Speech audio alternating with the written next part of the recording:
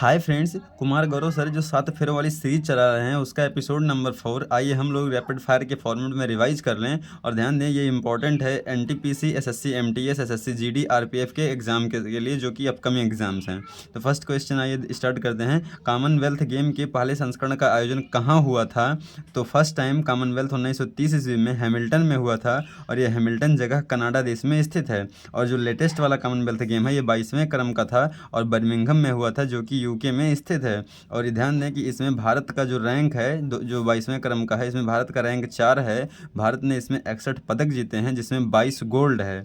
और इसमें पहला रैंक जो है वो ऑस्ट्रेलिया का है, दूसरा रैंक इंग्लैंड का है, तीसरा रैंक कनाडा का है।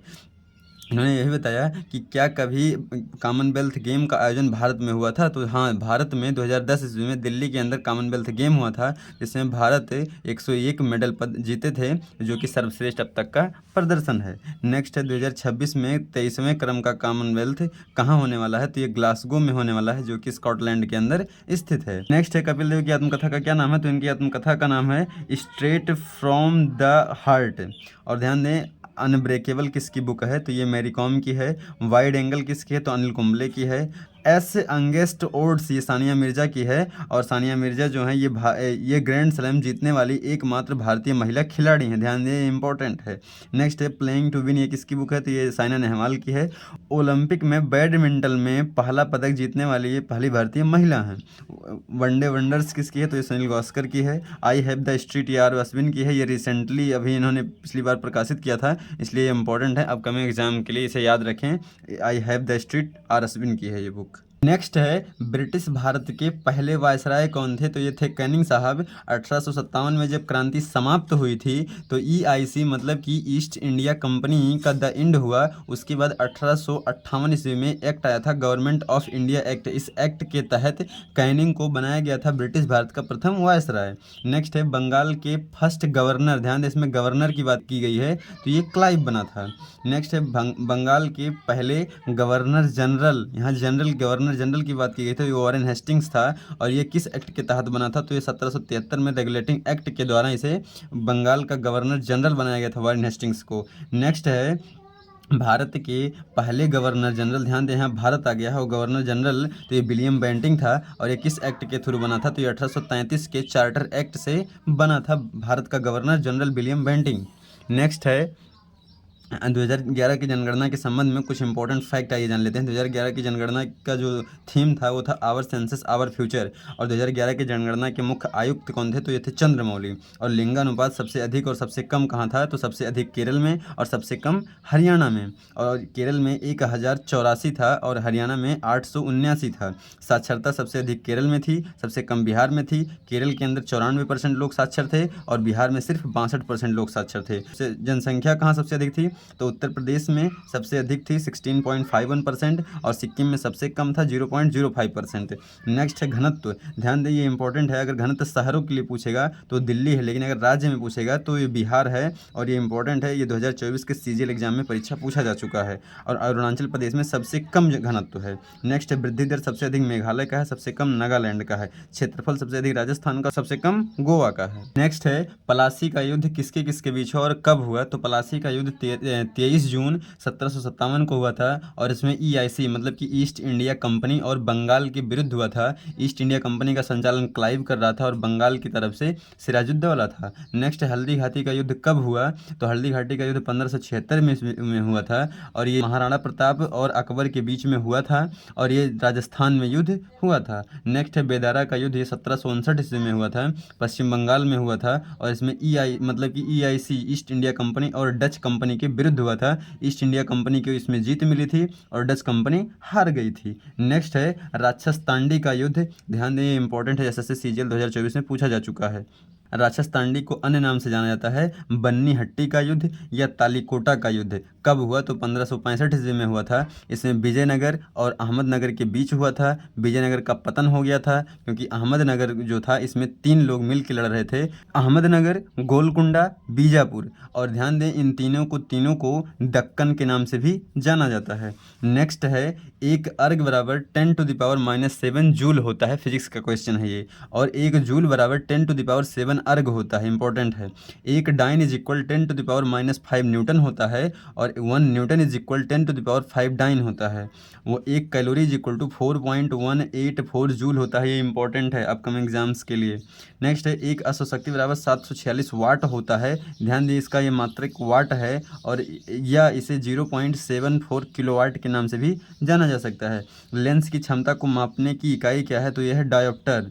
वेबर किसका मात्रक है, तो चुंबकीय फ्लक्स का मात्रक है वेबर। रेडियन समतल कोण का है और वैकुरल ये रेडियो सक्रियता का है। और ध्यान दें ये जो P इज इक्वल होता है 1/F, ये F जो होता है ये फोकस दूरी होता है और इसका जो मात्रक आता है डायोप्टर आता है। और ये फोकस दूरी में 2 तरह के लेंस लगे होते हैं, एक उत्तल और एक अवतल लेंस। उत्तल लेंस हमेशा, ये जो उत्तल लेंस होता है हमेशा पॉजिटिव होता है और अवतल लेंस ये हमेशा नेगेटिव होता है।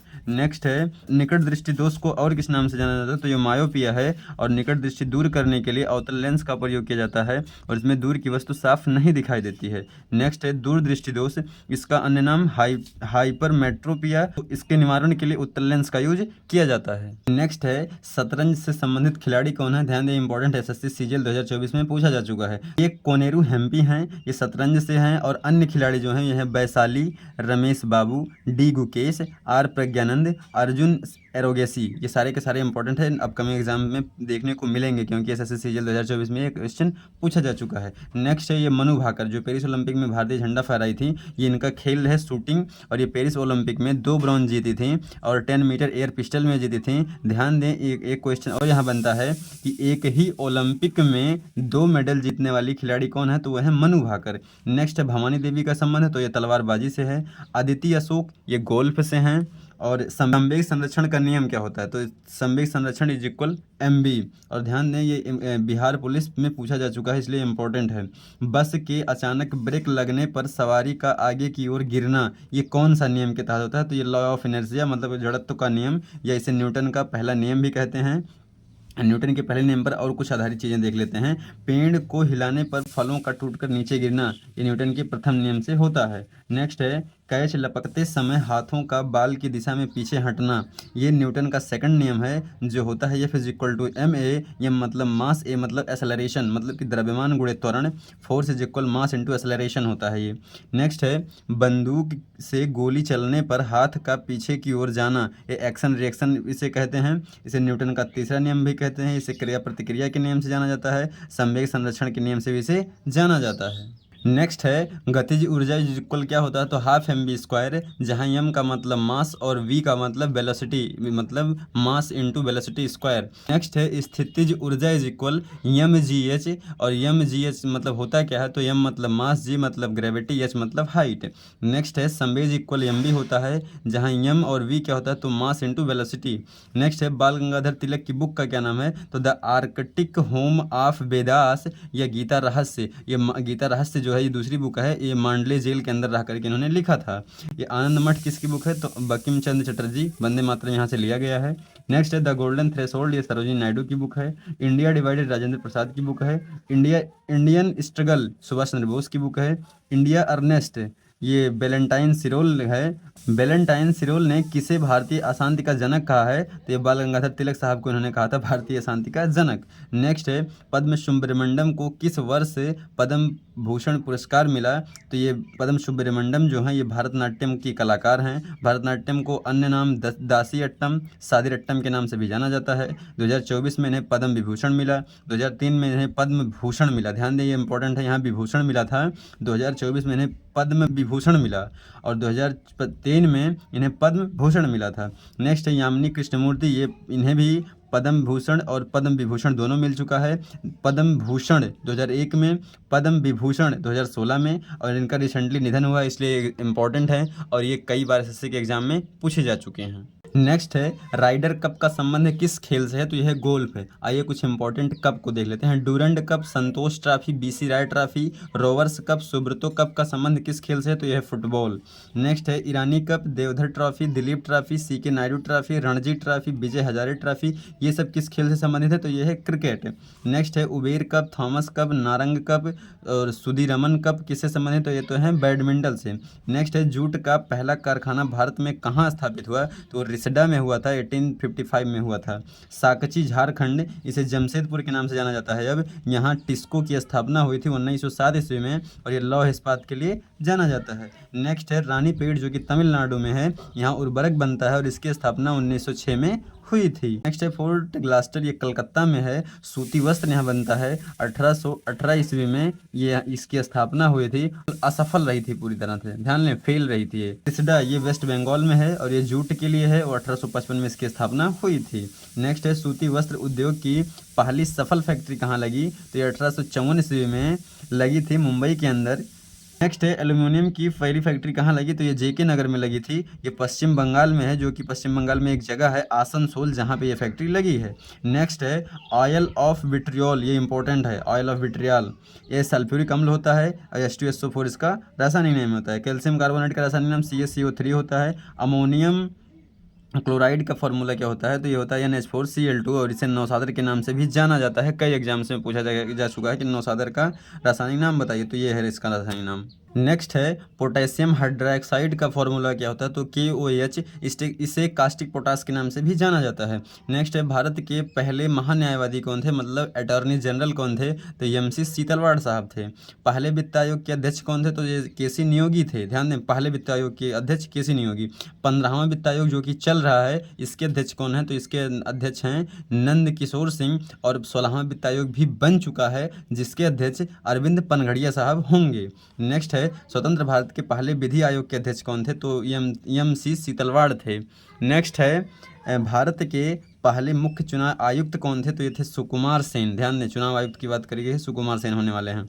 UPSC के पहले अध्यक्ष कौन थे, तो ये थे सर रॉस वर्कर। और ये जो UPSC की स्थापना थी, इसकी ली कमीशन के सिफारिश पर UPSC की स्थापना की गई थी। नेक्स्ट है इंडोनेशिया के प्रमुख ज्वालामुखी कौन कौन से हैं, तो आइए सारे इंपॉर्टेंट ज्वालामुखी को देख लेते हैं एक बार। माउंट कोटापेक्सी इक्वाडोर में है। मोना लोआ हवाई द्वीप पे है, जो कि USA मतलब कि अमेरिका में है। नेक्स्ट है बैरन, ये कि अंडमान निकोबार द्वीप में है। और भारत में सिर्फ एकमात्र एक्टिव वॉल्केनो जो है वो है बैरन द्वीप। नेक्स्ट है क्राकोतोआ, ये इंडोनेशिया में है, जो कि यहाँ पूछा था, ये क्राकोतोआ होने वाला है इसका आंसर। नेक्स्ट है विसुवियस और एटना, ये इटली में है। स्ट्राम्बोली, इसे भूमध्य सागर का प्रकाश स्तंभ कहते हैं, कई एग्जाम्स में पूछा जा चुका है। नेक्स्ट है कैबिनेट मिशन के अध्यक्ष कौन थे, तो ये पैंथिक लॉरेंस थे। और कैबिनेट मिशन में 3 लोग थे।